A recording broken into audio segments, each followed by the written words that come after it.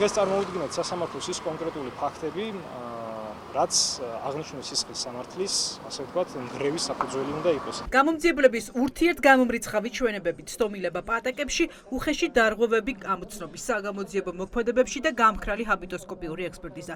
სინდისის ორი პატიმრი სისხლის სამართლის საქმეში ეს იმ ფაქტების მცირე ჩამონათვალია, რომლის გათვალისწინებაც მოსამართლე ნინო გალუსტაშვილს მოუწევს. სანქცირებულმა მოსამართლემ დავით ლომიძისა და თემურ ზასოხაშვილის საქმეზე განაჩენი 8 აგვისტოს უნდა გამოაცხადოს. დაკავებულების ადვოკატები დარწმუნებულები არიან, რომ მოსამართლეს პოლიციელებზე თავდასხმის საქმეზე გამამტყუნებელი ვერდიქტის გამოსატანად პოლიციელების ჩვენების გარდა მტკიცებულება პრაქტიკულად არ აქვს. პასუხისმგებლობით ვამბობ, რომ საქმეზე არსებული მტკიცებულებების 90% საერთოდ არანაირ შემხებლობაში არ იყო იმ ბრალდებასთან მიმართებით, რასაც ჩვენ დაცვის ქვეშ მყოფებს ედავებოდნენ. პოლიციელის პატაკი, როგორიც იყო ამოცნობის ოქმები და ეგრეთ წოდებული დაზარალებული მოწმეების მიერ მიცემული ჩვენებები, რომლებიც იმდენად აპატიეთ ასეთ გამოთქმისთვის და აბდაუბდა ჩვენებები იყო და არ შეესაბამებოდა ჭეშმარიტებას და ობიექტურად შეუძლებელია, რომ სასამართლომ ჩვენი დაცვის ქვეშ მყოფების საწინააღმდეგოდ გამოიყენოს, რომ ამაზე ბევრი მსჯელობაც არ დაგჭირვებია. დავით ლომიძის და თემურ ზასოხაშვილის საქმეზე დახურული სხდომა დღეს მოსამართლე ნინო გალუსტაშვილმა დამსწრეებისთვის გააყო. დასკვნითი სიტყვა თქვეს ადვოკატებმა. დღევანდელ სხდომას საგანგებოდ ესწრებოდა თემურ ზასოხაშვილი, პატიმარი, რომელიც ჯანმრთელობის მდგომარეობის გამო საბადრაგო სამსახურს პროცესებზე ვერ გადმოჰყავდა. გალუსტაშვილმა სხდომა ისე დაამთავრა, რომ ბრალდებულებს სიტყვა არ მისცა. დაპირდა, რომ 8-ში მოუწმენს და განაჩენს ამის შემდეგ გამოაცხადებს. ამის საქმეზე შეგროვებული მტკიცებულებები, რომელიც უშუალოდ ადასტურებენ, რომ თემურ ზასოხაშვილს და დავით ლომიძეს მიერ არის ეს დანაშაული ჩადენილი, არ არსებობს. ერთადერთი არის მარტო ფოტოსურათის ამოცნობის ოქმი და ეს ფოტოსურათის ამოცნობის ოქმი არის დარღვევით ჩატარებული.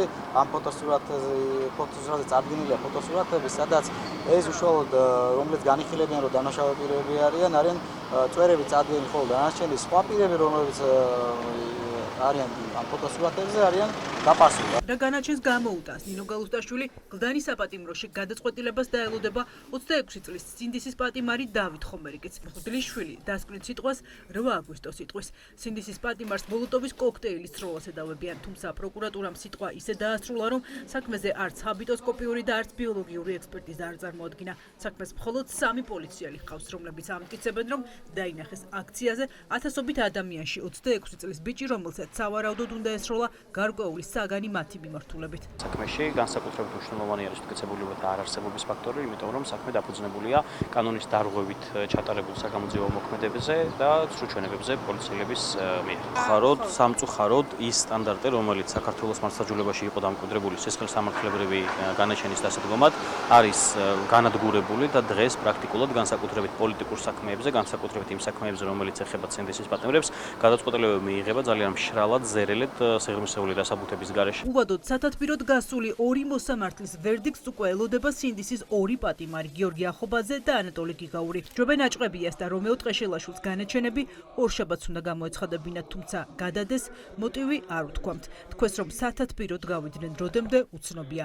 სინდისის პატიმრების განაჩენების გამოცხადების გამო პროცესები დაიბლოკა. ყველა საქმე, რომელსაც სათათბიროდ გასული მოსამართლეები განიხილავდნენ, შეჩერებულია. არ არის ჩვეულებრივი ამბავი, ამას არ ვარ შეჩეულები, ზოგადად დაცვის ხარი, არც ბრალდების ხარე, განსაკუთრებით საბოლოო სიტყვის თქმის შემდეგ უკვე მიჩვეულები ვართ, რომ რამდენიმე საათში ან იქვე ან რამდენიმე დღეში მოსამართლეები აცხადებენ ხოლმე გადაწყვეტილებას, თუმცა ერთხელ გადადებული პროცესის შემდეგ, როცა ორშაბათს ველოდით უკვე განაჩენის გამოცხადებას და ორშაბათსაც გაუქმდა პროცესი და ახობაძის საქმეზე მაგალითად არ გამოცხადდა განაჩენი, ეს არ არის ჩვეულებრივი ამბავი, მოსამართლე არის სათათბიროდ გასული.